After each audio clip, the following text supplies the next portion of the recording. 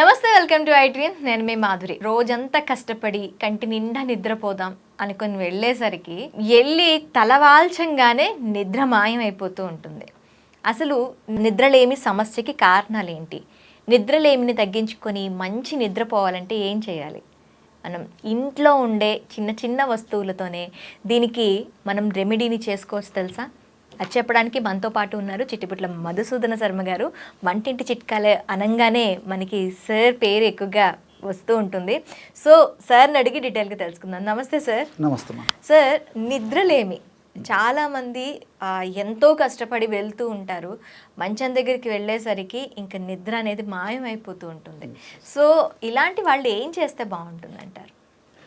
అసలు నిద్రలేమికి కారణాలు ఏంటి? ఎస్ అమ్మా, మంచి ప్రశ్నమా. యాక్చువల్గా ఏంటంటే నిద్రలేమి ఎందుకు జరుగుతుందంటేమా, మనం చేసేటువంటి తెలిసి తెలియక చేసేటువంటి పొరపాట్ల వల్ల నిద్రలేమి సమస్య కలుగుతుంది. ఏ పొరపాట్ల వల్ల దేహంలో ఏం జరుగుతుందంటే, మనకు నిద్రను కలగజేసేటువంటి మెలటోనిన్ అనేటువంటి హార్మోన్ ఉంటుందమ్మా. అంటే మెలటోనిన్ అనేటువంటి హార్మోన్ వల్లనే మనకు నిద్ర వస్తుంటుంది. ఈ మెలటోనిన్ అనేటువంటి హార్మోను ఉత్పత్తి తగ్గిపోయినా, అది పని చేయకపోయినా నిద్ర రాదమ్మా. సో దీనికి కారణాలు ఏంటంటే, మెలటోనిన్ సరిగ్గా ఉత్పత్తి కాకపోవడానికి, అదేవిధంగా అది సరిగ్గా పనిచేయకపోవడానికి దీనికి కారణాలు ఏంటంటేమా, ఈ మనం తీసుకునేటువంటి ఆహార పదార్థాలు, fast foods, junk foods, bakery foods, ice creams ఎక్కువ తీసుకోవడము, కార్బోహైడ్రేట్ ఫుడ్స్ ఎక్కువ తీసుకోవడము, విపరీతమైన టెన్షన్స్ ఉండడము, అదేవిధంగా రాత్రి లేట్ అవర్స్లో ఫుడ్ తినడము, లేట్ అవర్స్లో పడుకోవడము, తర్వాత రాత్రి లేట్ అవర్స్ వరకు కూడా ఈ సిస్టమ్ దగ్గర, తర్వాత ఈ స్మార్ట్ ఫోన్స్తో ఇట్లా టైం పాస్ చేసుకుంటుండడము, ఈ విధంగా ఉండడం వల్ల ఏమంటే మెదడులో అతలాకుతలం జరిగేసేసామా, దానివల్ల మెలటోనిన్ ఉత్పత్తి తగ్గిపోతుందమ్మా. దానివల్ల యాక్చువల్గా ఈ నిద్రలేమి సమస్య వస్తుంది. అందుకే అర్ధరోగహర నిద్ర అని చెప్పేసి పెద్దలు చెప్తుంటారమ్మా. అంటే కంటి నిండా నిద్రపోతే ఒంటి నిండా ఆరోగ్యం. బాగా సౌండ్ స్లీప్ పోయామనుకోండమ్మా, ఉన్నటువంటి జబ్బులు త్వరగా తగ్గిపోతాయి, కొత్త కొత్త జబ్బులు రాకుండా ఉంటాయి. కానీ ఈరోజు ఏదైనా డాక్టర్ దగ్గరికి వెళ్తే ఫస్ట్ సరిగ్గా నిద్రపోవటానికే మెడిసిన్ ఇస్తారు. మరి ఈ రోజుల్లో మరి కంటి నిండా ఎంతమంది నిద్రపోతున్నారమ్మా?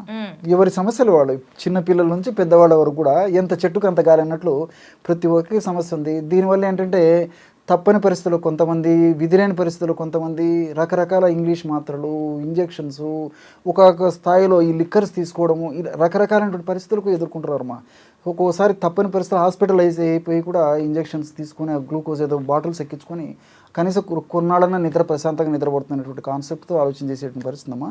సో వైద్యులు కూడా ఏం చేస్తారంటే, కొన్నాళ్ళ పాటు ఇచ్చేసి క్రమంగా తగ్గిస్తారమ్మా. నిద్ర మాత్రలు, మూడ్ ఎలివేటర్స్, యాంగ్జైటీకి సంబంధించిన మాత్రలు, ఇవన్నీ దీర్ఘకాలం పాటు వాడుకోవడం మంచిది కదమ్మా. దీనివల్ల సైడ్ ఎఫెక్ట్స్ ఎక్కువ ఉంటాయి కాబట్టి వైద్యులు కూడా కొంతకాలం వాడేసేసి క్రమక్రమంగా తగ్గించుకోమని చెప్తుంటారమ్మా. సో అది ఎక్కువ రోజులు వాడడం క్షేమదాయకం కాదు, ఆరోగ్యదాయకం కాదు, ఆమోదయోగ్యం అంతకన్నా కాదమ్మా. సో ఈ నేపథ్యంలో మీరు అడిగినట్లు న్యాచురల్ రెమెడీస్ అయితే ప్రాబ్లం ఉండదు, సైడ్ బెనిఫిట్స్ ఉంటాయి, సైడ్ ఎఫెక్ట్స్ ఉండవమ్మా. గత వీడియోలో కూడా నేను కొన్ని మంచి టిప్స్ చెప్పానమ్మా.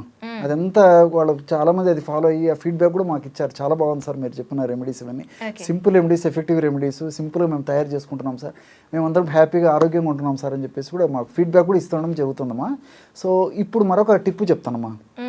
దీనికి ఏంటంటే, బాదం పప్పు పొడి ఒక 50 గ్రామ్స్, గుమ్మడి విత్తనాల పొడి ఒక 25 గ్రామ్స్, తర్వాత మూడవ పదార్థంగా బాదం విత్తనాలు ఉంటాయి కమ్మా, బాదం విత్తనాల పొడి ఒక 50 గ్రామ్స్, అదేవిధంగా గుమ్మడి విత్తనాలమ్మా, అది పొడి చేసేసుకొని ఒక 25 గ్రామ్స్ తీసుకోవాలి.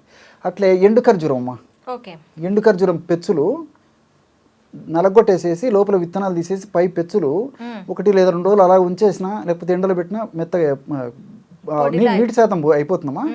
దంచినా మిక్సీలో వేసిన పొడి అయిపోతుంది. ఎండు ఖర్జూరం పొడి 25 గ్రాములు. గసగసాలమ్మా, పాపీ సీడ్స్ అంటారు, మన స్వీట్స్లో వాడుతుంటారు, స్వీట్స్ సన్నగా ఉంటాయి, మనకు షాప్లో దొరుకుతాయమ్మా. గసగసాలు అదొక పొడి 25 గ్రామ్స్. ఈ 4 పదార్థాలు బాగా కలిపేసామా ఒక గాజు సీసాలు నిల్వ ఉంచుకొని రోజు రాత్రి పడుకునేటప్పుడు ఒక కప్ ఆఫ్ పాలు, అంటే గోరువెచ్చని పాలల్లో 1/2 టీ స్పూను, సమస్య మరీ ఎక్కువగా ఉంటే కొన్నాళ్ళ పాటు 1 స్పూను, జనరల్గా 1/2 టీ స్పూన్ సరిపోతుందమ్మా. మరి ఎక్కువ నిద్ర పట్టకుండా సమస్య ఎక్కువ ఉన్నటువంటి వాళ్ళైతే కొన్నాళ్ళ పాటు 1 స్పూన్ వాడి తర్వాత 1/2 టీ స్పూన్ వాడితే సరిపోతుంది. ఈ విధంగా వాడుకోవడం వల్ల చాలా త్వరగా సమర్థవంతంగా శీఘ్రంగా ఆ యొక్క ఔషధాలు పనిచేసి మెదడులో మెలటోనిన్ అనేటువంటి హార్మోన్ ఉత్పత్తి చేసేసి చక్కటి నిద్రకు కారణభూతమై ఇతర సైడ్ ఎఫెక్ట్స్ ఉండనటువంటి పరిస్థితి ఏర్పడుతుందమ్మా. కానీ ఇక్కడ కొంచెం ఈ గసగసాలు మాత్రం దీర్ఘకాలం పాటు వాడుకోకూడదమ్మా. కాబట్టి కొన్నాళ్ల పాటు వాడేసేసి మనం తీసుకునేటువంటి జాగ్రత్తలు పాటిస్తే సరిపోతుంది.